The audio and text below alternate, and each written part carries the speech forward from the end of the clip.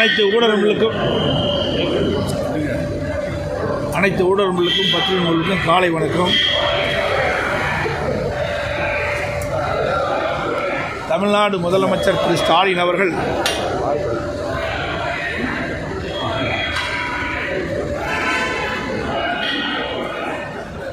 கடந்த 3 ஆண்டு காலமாக பாரத பிரதமர் அவர்கள் தலைமையிலே நடைபெற்ற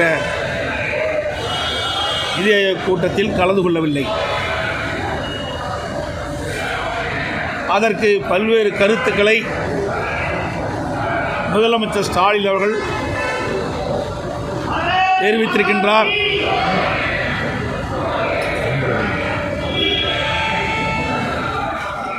தமிழ்நாட்டிற்கு தேவையான நிதியை மத்திய அரசு வழங்கவில்லை என்றும், பல்வேறு திட்டங்களுக்கு அனுமதி கிடைக்கவில்லை என்றும் குற்றச்சாட்டை சொல்லி கடந்த 3 ஆண்டு காலமாக நிதி ஆயோக் கூட்டத்தை புறக்கணித்த முதலமைச்சர் திரு ஸ்டாலின் அவர்கள் 3 ஆண்டு காலம் புறக்கணித்த பிறகு நேற்றைய தினம் நடந்த பாரத பிரதமர் மாண்புமிகு நரேந்திர மோடி அவர்கள் தலைமையில் நடைபெற்ற நிதி ஆயோக் கூட்டத்தில் கலந்து கொண்டு கருத்தை தெரிவித்திருக்கின்றார். நாங்கள் குறிப்பிடுவதெல்லாம் ஏன் 3 ஆண்டு காலமாக பாரத பிரதமர்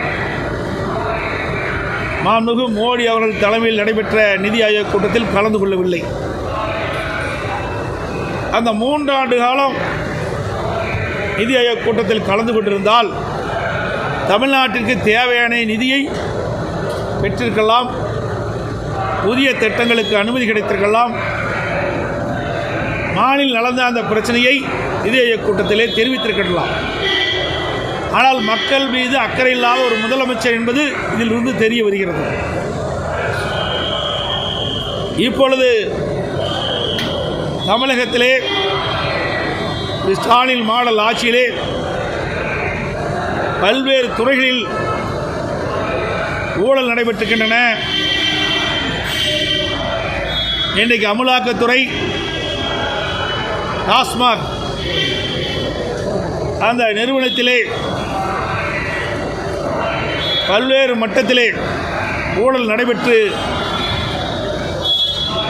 ரெய்டு நடைபெற்று விசாரணை நடைபெற்றுக் கொண்டிருக்கின்றது.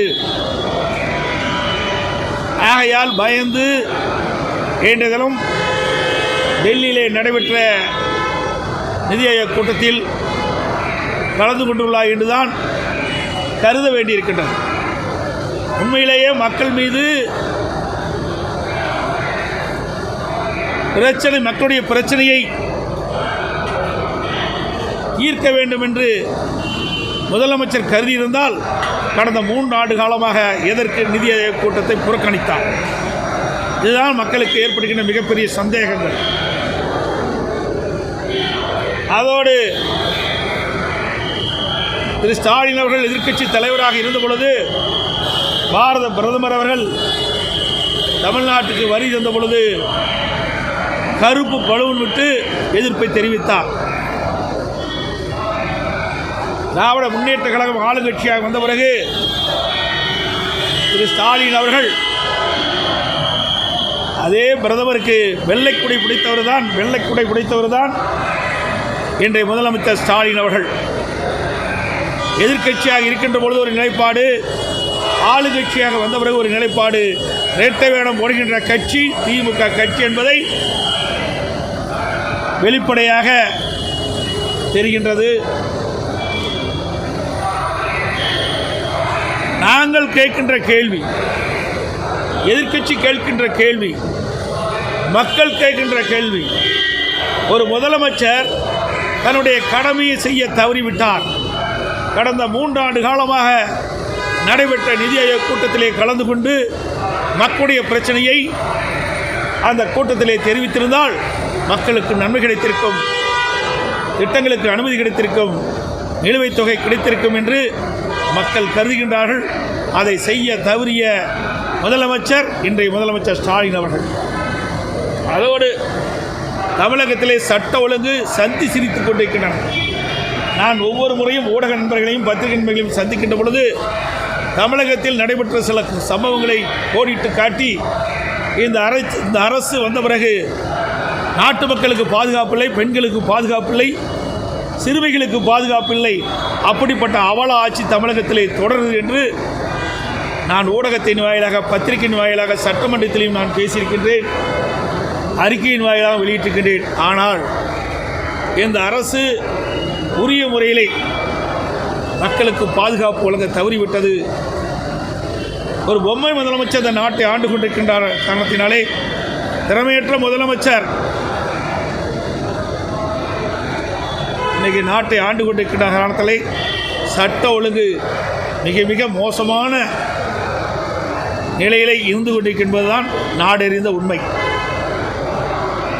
இன்றைய தினம் அரக்கோணத்திலே ஒரு பெண்ணுக்கு ஏற்பட்ட அவல நிலை.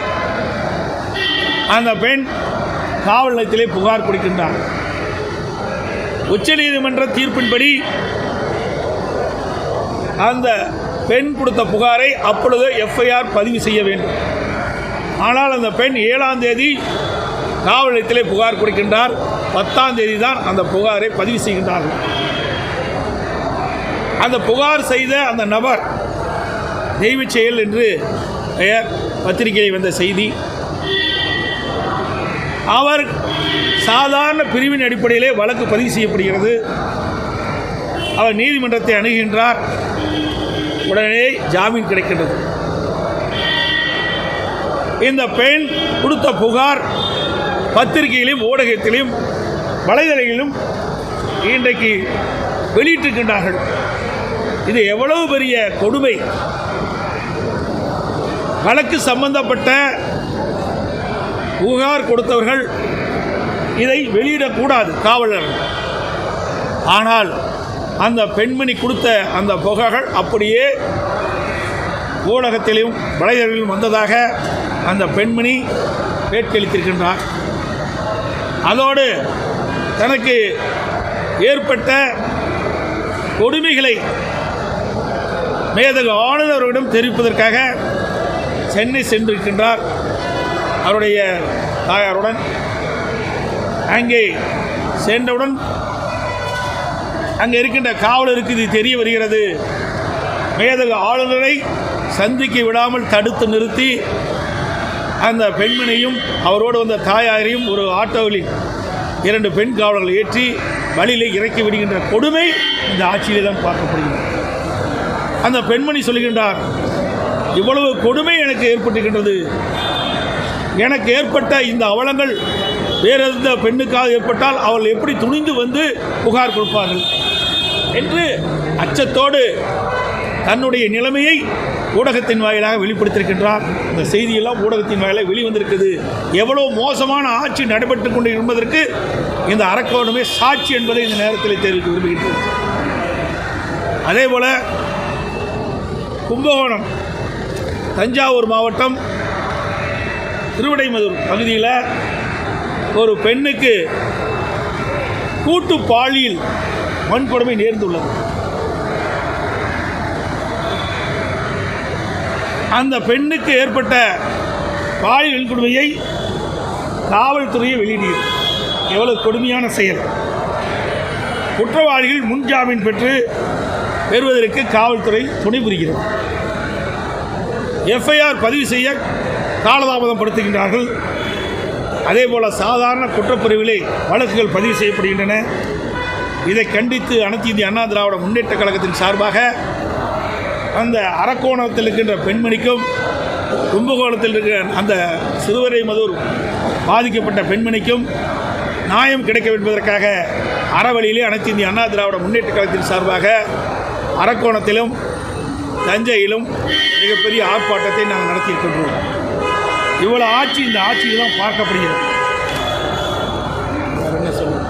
அதே போல இன்றைக்கு கோவை மாவட்டத்தில் பொள்ளாச்சியில் ஒரு காப்பகத்தில் 21 மதிக்கத்தக்க ஒரு ஆண் நபரை அந்த காப்பகத்திலே சேர்க்கப்பட்டிருக்கின்றார்.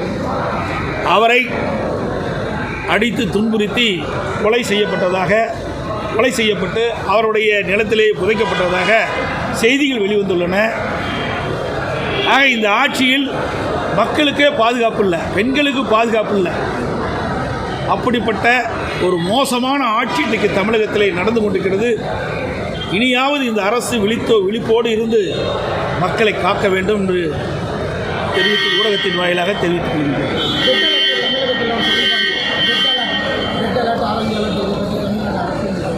ஆமாம், இந்திய வானிலை ஆய்வு தெரிவித்தபடி இன்றைக்கு ரெட் அலர்ட் நீலகிரி மாவட்டத்திற்கும் கோவை மாவட்டத்திற்கும் அறிவித்திருக்கிறார்கள்.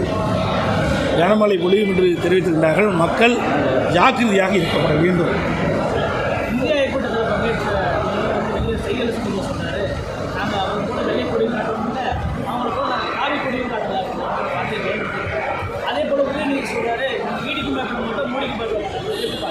உண்மையான கேள்வி. அப்போ எதிர்க்கட்சி தலைவராக இருக்கின்ற பொழுது திரு மோடி அவர்கள் வந்தபோது கருப்பலு நோக்கினார்.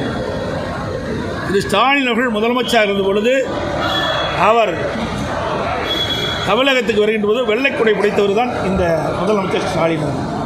ஏன் கடந்த 3 ஆண்டு காலமாக பிரதமர் மந்தியை முழுமையாக சந்தித்து தமிழ்நாட்டில் கோரிக்கை வைக்கல? இப்போ அவசியம் என்ன வந்தது? பிரச்சனை வந்துடுது.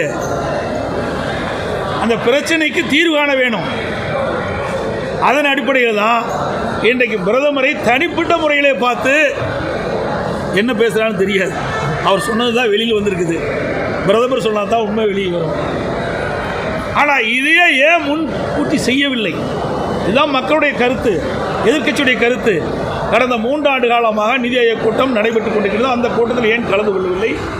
ஏன் தமிழ்நாட்டுடைய நிதியை பெறுவதற்கு பாரத பிரதமரை சந்திக்கவில்லை? இப்பொழுது அவசியம் என்ன வந்தது? பிரச்சனை வந்துவிட்டது. அந்த பிரச்சனையை சரி செய்ய வேணும். அதற்காக பாரத பிரதமரை சந்தித்திருக்கின்றார். உதயநிதி அவர்கள் சொன்னார், ஈடி கண்டாலும் பயப்படமில்லை, மோடி கண்டாலும் பயப்படமில்லை. அப்புறம் ஏன் அவர் தம்பி ஓடி வெளிநாட்டுக்கு ஓடினார்? அவர் தம்பி எதுக்கு ஓடி வெளிநாட்டுக்கு ஓடினார்? தமிழ்நாட்டில் இங்கே இருந்துதான் ஈடி கண்டா பயப்படுவீங்கன்னு வீரவசனம் பேசியிருக்கலாம். தப்பித்தோம் பிழைத்தோம் என்று உதயநிதியுடைய தம்பி என்று சொல்லிக் கொள்கிறார்கள். பத்திரிகையிலும் வந்த செய்தி, ஊடகத்தில் வந்த செய்தியை அடிப்படையிலே சொல்லிக்கிட்டு அவர் ஏன் வெளிநாட்டுக்கு தப்பிச்சிருந்த காரணம் என்ன? அதெல்லாம் வரும். இப்போ தானே ஆரம்ப கட்டம். அப்போ யார் எப்படி பயப்படுவாங்கன்னு அப்போ தெரியும். தமிழகத்தில் தொடர்ந்து இந்த பட்டாசு ஆலைகளில் வந்து பார்த்தீங்கன்னா அடிக்கடி வெடி விபத்துகள் அதிகரிச்சுட்டே வருது.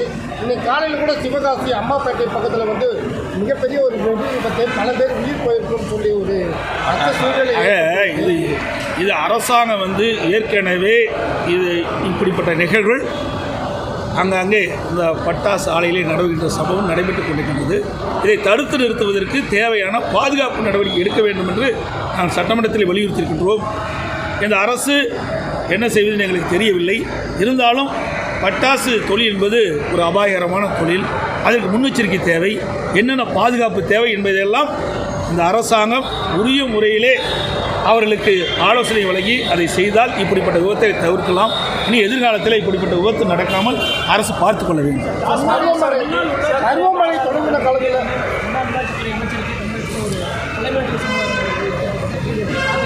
அவருக்கு தானே வந்திருக்குது, உங்களுக்கு எல்லாத்துக்கும் வந்தாலும் வரலாம்.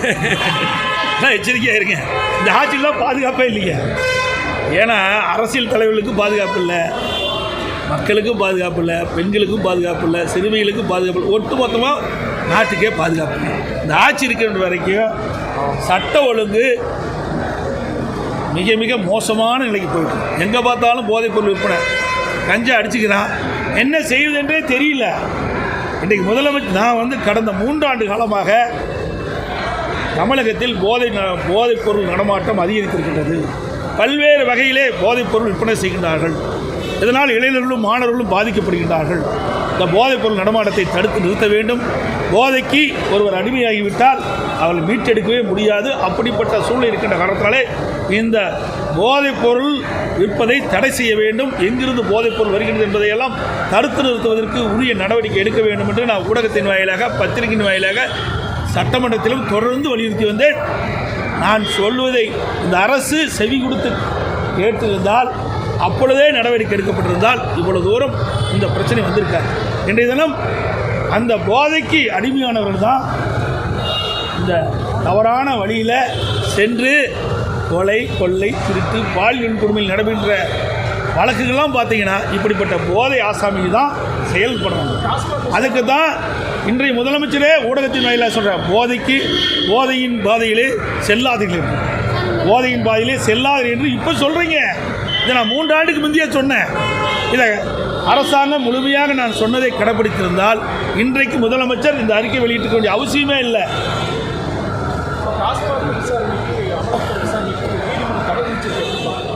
சார், நீதிமன்றத்தில் இருக்கிற வழக்கு போனதுக்கு இதே மாதிரி தான் வந்தது.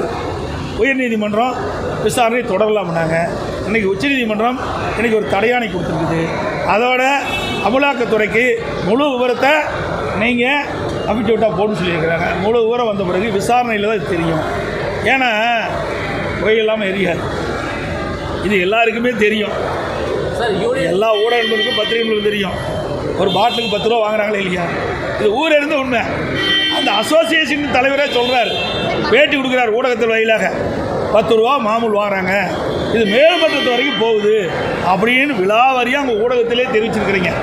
ஆக இதிலிருந்து ஊழல் செய்த காரணத்தினால பல்வேறு வழக்குகள் பதிவு செய்யப்பட்டு அதன் அடிப்படையிலே அமலாக்கத்துறை அதில் அந்த வழக்கை பதிவு செய்து ஆங்காங்கே அவர்கள் சோதனை செய்கின்ற பொழுது பல்வேறு ஆதாரங்கள் கிடைக்கின்றது. ஆதாரங்கள் அடிப்படையில் தான் அவர்கள் இந்த விசாரணை மேற்கொள்கிறாங்க.